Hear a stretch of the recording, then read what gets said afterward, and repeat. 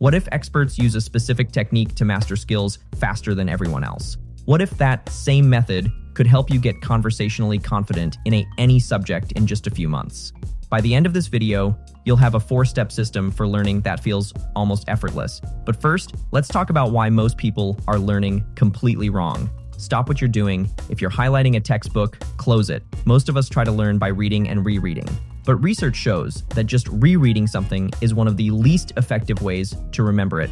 The returns drop off dramatically after the first pass. I've coached thousands of students, from people failing their classes to coders trying to land jobs at top tech companies. But before I found this system, I was a terrible student. I failed calculus twice. I'd forget what I read just 5 minutes later. Then I stumbled on a method that goes against everything schools teach us, and it changed everything. Here's the problem. When most people want to learn something, they start with passive consumption. They read a book cover to cover, they watch tutorials, they highlight everything, but your brain isn't a hard drive. It has a built-in filter for what's important, and passively consuming information tells that filter, this is disposable. Luckily, you can hijack that filter. Step 1, the prime and probe method. This sounds backwards. Start by teaching something you don't know yet. Here's how. Before you read a single page, grab a piece of paper. Write down everything you think you know about the topic. It doesn't matter if you're wrong. This primes your brain, creating mental hooks to hang new information on. It forces your brain to ask, is this right? Which kickstarts the entire learning process. Step 2, turn statements into questions. Don't just read Napoleon invaded Russia in 1812. Ask, why did he invade? What was his plan? What went wrong? Your brain is wired to solve puzzles, not just store facts. Questions turn passive learning into an active hunt for answers. But the most powerful questions are the ones that build connections, which brings the next step.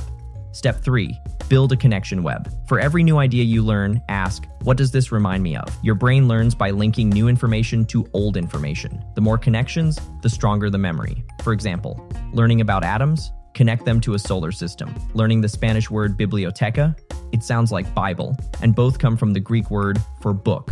Connect it. The connections don't have to be perfect. They just have to make sense to you. Step 4, the reality test.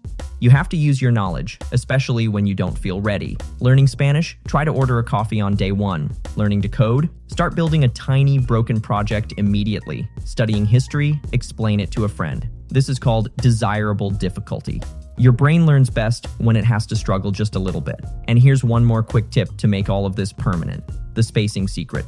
Don't cram. Space out your review. A great schedule to start with is reviewing after 1 day, then 7 days, then 30 days. This method works with your brain's natural forgetting curve. Reviewing right as you're about to forget something tells your brain, hey, this is important, and locks it in for the long term. I get emails every week from people using this system, students finally acing their exams, professionals learning new skills to change careers. The results are incredibly consistent, but it all comes down to one final mindset shift. Stop trying to be perfect. Start trying to be wrong. The fastest learners don't avoid mistakes. They hunt for them. Every mistake is a bright, flashing sign showing you exactly where you need to focus. So here's what I want you to do. Pick one thing you want to learn. 1, write down what you think you know about it.